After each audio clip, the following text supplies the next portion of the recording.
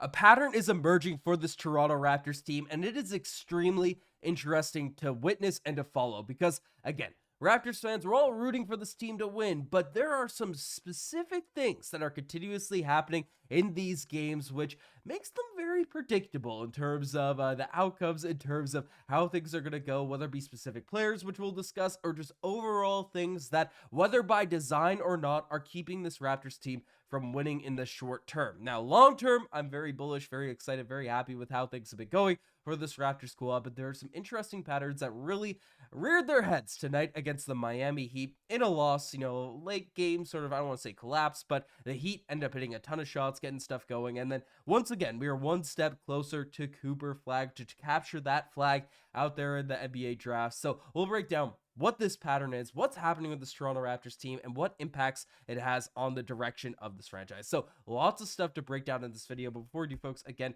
if you guys are a part of the over 67% of our viewers that haven't hit the subscribe button just yet, I mean, you're tuning in Friday night to a Toronto Raptors loss to the Miami Heat. I mean, definitely hit that subscribe button. You won't want to miss any of the daily Toronto Raptors coverage we're delivering out here on the channel. And buy low on this Toronto Raptors team because, again, they are showing signs of tremendous upside, of exciting sort of things, developments to really look at, but there's also some patterns emerging for this Raptors squad, which indicate that, what's going to happen in this game, make them a little bit predictable. So we'll dive into all of that in this video. So basically, one of the major interesting patterns, which is a positive, which is something we all expected coming to the season, is the emergence of now Scottie Barnes, because again, he has dealt with some injuries, has been back and forth in and out of the lineup, so it's been tough for him to really find his footing, to really take that growth, take that leap. But tonight, triple-double for Scottie, was really effective, efficient out there in the field. The lineups with him and the bench unit or young guys, the rooks out there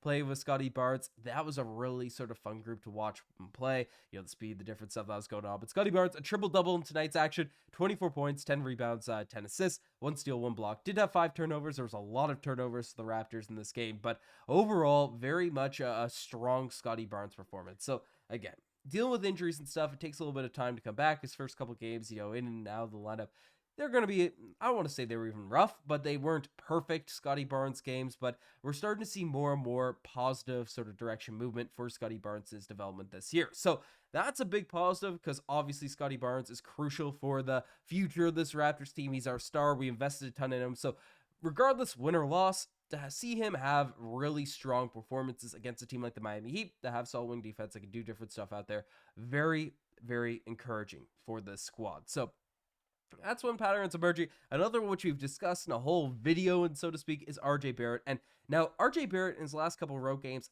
has been solid. Against the Pelicans was really good. Tonight, the stat lines you might look at and be like, okay, RJ Barrett, another really solid game in this one. 10 to 18 shooting, 2 of 4 from the three-point line, 25 points, 6 rebounds, 7 assists.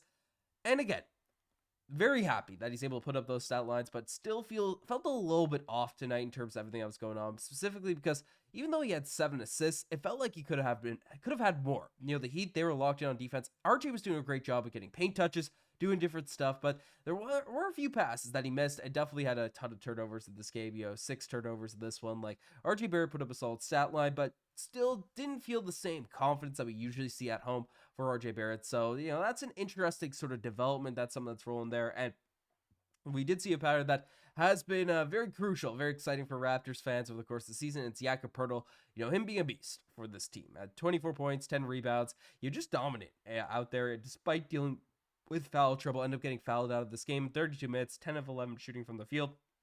I felt like we could have went to Jakob Poeltl more, and that's why I kind of brought the RJ Barrett Jakob Poeltl connection, because again, this is an interesting sort of development we've seen specifically since Scottie Barnes has been back in the lineup. Now, I've seen some people come out and say, "Oh, Scottie Barnes is we got to stop, the Scottie Barnes hype wave train and all that type of stuff." And that stuff is madness, but there is one impactful thing that I've noticed, and it's the connection between RJ Barrett and Jakob Poeltl.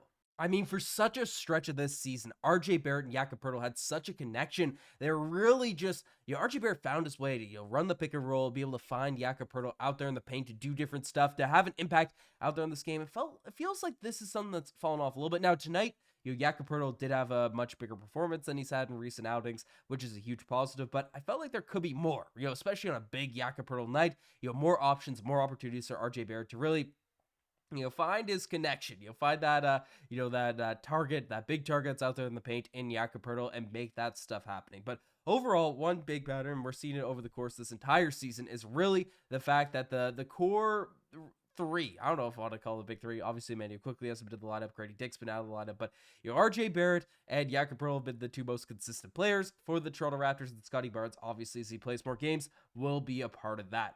But it wasn't just the core three guys. It wasn't just the top three guys out there in the performance that really stood out. I mean, Ochai Agbaji, for the start of this game, I don't want to say it was cold, but just didn't really take too many shots. But overall, finished off with 3-4 from the three-point line. Just continues to be literally the most consistent three-point shooter in the NBA, it feels like. Again, he's not going nuclear on a ton of these nights and just dominating and, looking like Klay Thompson or stuff like that, with the exception of some recent outings, which we've already discussed out here on the channel.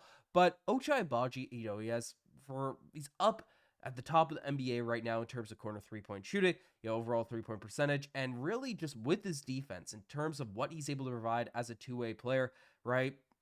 I know a lot of people lost hope in Ochai Agbaji with the struggles he had during Summer League and things like that, but holy smokes, he has been a beast for this Toronto Raptors squad over the course of the season, and frankly is going to be a key part of the future right now, like a crucial piece, for the future of the squad, cementing himself into this Toronto Raptors squad. So big positives there. Jakob Poeltl once again got another start and wasn't crazy efficient. He's still fun. Like, the guy's 2 games back from a ton of injuries, from a ton of time being out of the lineup. And, so the shooting, the missed 2 threes, went 3 of 8 from the 3-point line, but still at 6 points, 3 rebounds, 2 assists.